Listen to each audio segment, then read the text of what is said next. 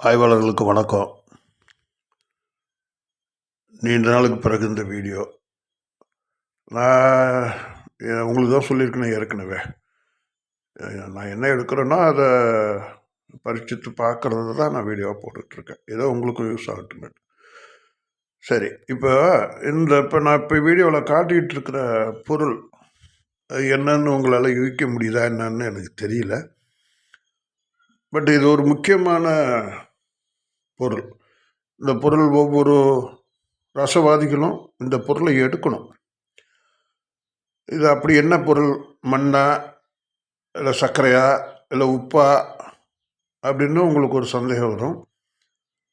நான் ஏற்கனவே பல வீடியோக்களில் காமிச்சிருக்கேன். இந்த மின்னக்கூடிய அணுக்கள் அதுக்குள்ளே இருக்குங்கிறத அதை தான் இதுலேயும் உங்கள்கிட்ட காட்டுறேன். நான் இது எதுக்காக காட்டுறேன் அப்படின்னா, லிக்யூடிட்டியாக வரும்பொழுது, அதாவது திரவ நிலையில் இருக்கும் பொழுதும் அந்த அணுக்களுடைய மினுமினுப்பு, திடப்பொருளாக இருக்கும் பொழுதும், அதை விட நீங்கள் எவ்வளோ தான் எரித்தாலும், எவ்வளோ தான் அரைன்னு அரைச்சாலும், எதில் தான் எவ்வளவு இதில் கரைச்சாலுமே இது மட்டும் தன்னுடைய தன்மையை மாற்றிக்கிறதே கிடையாது.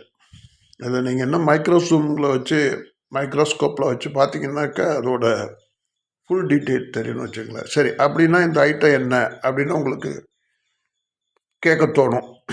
உப்பு தான். இது ஒரு வகையான உப்பு. இதை பார்க்குறதுக்கு மண்பொருள் மாதிரி இருக்கும். சித்தர்கள் சொன்ன மண்பொருள் இதுன்னு கூட வச்சுக்கலாம் நீங்கள். இல்லை அது உங்களுக்கு ஏற்றுக்கக்கூடிய மனசு இல்லைன்னா விட்டுருங்க. அது எதுவாக வேணாலும் உங்கள் மனசுக்கு நீங்கள் எப்படி வேணால் கெஸ் பண்ணிங்க. பட் நான் இதை உப்பாக தான் எடுத்துருக்கிறேன். இந்த உப்பு மலையிலேருந்தோ பாறையிலேருந்தோ கடல் தண்ணியிலேருந்தோ எடுக்கலை. நாம் ப்ராசஸ் பண்ணுற ஆர்கானிக் பொருள்லேருந்து தான் வருது. அது அதை தான் எடுத்துருக்கிறேன். இதை அடுத்தடுத்து என்ன பண்ணணும் அப்படின்ட்டு ஒரு இது இருக்குது. இதை இப்போ நான் எதுக்காக இதை உங்கள்கிட்ட காமிக்கிறேன் அப்படின்னா, நாம் செய்கிற அந்த ரசவாத ஆய்வு இருக்குல்ல, அதில் எந்தெந்த ஸ்டேஜை நம்ம கிராஸ் பண்ணிக்கிட்டு இருக்கோங்கிறது நமக்கு தெரியணும்ல. அது சரியாக செய்கிறோமா தப்பாக செய்கிறோமா, நாம் போகிற பாதையில் நம்ம செஞ்சுக்கிட்டு இருக்கிற அந்த விஷயங்களில் என்னென்ன இடத்துல எது இப்படி செஞ்சுருக்கோம், இது இந்த இடத்துல இது இப்படி வந்திருக்கு அப்படிங்கிறத நம்ம ஒவ்வொரு செக்மெண்ட்டாக நம்ம தெரிஞ்சு வச்சுருப்போம் இல்லையா. அது மாதிரி இது ஒரு செக்மெண்ட். இது இந்த உப்பு நமக்கு கண்டிப்பாக தேவை. இது எப்படி, இது லிக்யூடிட்டியாக ஆயிலிங்காக இருக்கும். இதை சல்ஃபர், மெர்க்குரி, அந்த சல்ஃபரை லிக்யூடு ஆயிலாக கொண்டுட்டு வரும் பொழுது அதை எகைன் நம்ம ப்ராசஸ் பண்ணும் பொழுது அதுலேருந்து இந்த சால்ட்டு வரும். இந்த salt very very important salt. நம்ம கடல் உப்பு மாதிரியோ மற்ற உப்புக்கள் மாதிரியோ அல்லது நீங்கள்லாம் நிறையா கெமிக்கல் வெடி உப்பு நிறையா இப்படி விஷயங்கள்லாம் நிறையா பண்ணியிருப்பீங்க. பட் அதிலலாம் இந்த மாதிரியான ஒரு ஷைனிங், அந்த அட்டாமிக் பவர், அந்த அணு இருக்கா அப்படிங்கிறது எனக்கு தெரியாது. ஏன்னா நான் அதை பரிச்சித்து பார்த்ததில்லை. உங்களுக்கு இதை பார்த்த பிறகு உங்களுக்கு அதுலேயும் வரும் அப்படின்னா, அது மாதிரி வந்திருக்கு அப்படின்னா அதை நீங்கள் கமெண்ட்டில் சொல்லலாம், அல்லது நீங்கள் ஃபோட்டோவோ ஏதோ எடுத்து காமிக்கலாம். அது வேறு விஷயம். பட் இது நீங்கள் தெரிஞ்சுக்கணுங்கிறதுக்காக தான் இதை நான் இந்த அளவுக்கு விவரமாக சொல்லிகிட்டு இருக்கேன். இந்த உப்பை நாம் அடுத்தது என்ன அப்படின்னா, இதை சுண்ணமாக்கணும். இந்த உப்பை சுண்ணமாக்கணும். நான் ரொம்ப நாளாக இதுக்காக போராடிட்டு இருக்கேன். இந்த சுண்ணம் ஆகிறதுக்கு அது அவ்வளோ சீக்கிரம் ஆக மாட்டேங்குது. கொஞ்சம் கொஞ்சமாக தான் ஆகுது. ஏன்னா நிறைய பேர் உப்பை கட்டியிருக்கிறவங்கெல்லாம் இந்த ப்ராக்டிஸ் பண்ணவங்களுக்கெல்லாம் அது ரொம்ப ஈஸியான ஒரு வழியாக தெரியும். பட் ஐ ஆம் த பிராண்ட் நியூ. நான் மற்ற உங்களை மாதிரி ஒரு மிகப்பெரிய எக்ஸ்பீரியன்ஸ் அண்ட் அப்படிலாம் சொல்ல முடியாது. ரொம்ப அனுபவஸ்தர் அல்லது பரம்பரை வைத்தியர் அல்லது நான் இத்தனை வருஷமாக இந்த மாதிரி ப்ராசஸ் பண்ணியிருக்கேன் அப்படிங்கிறதுலாம் எனக்கு அந்த தகுதியெல்லாம் கிடையவே கிடையாது. இப்போவும் சித்தர்கள் சொன்னது உண்மையா பொய்யாங்கிறத ஆய்வு பண்ணதான் அதை நான் ஊர்ஜிதப்படுத்திக்கிறேன். இது உண்மை. ரசவாதம் அப்படிங்கிறது ஒரு உண்மை.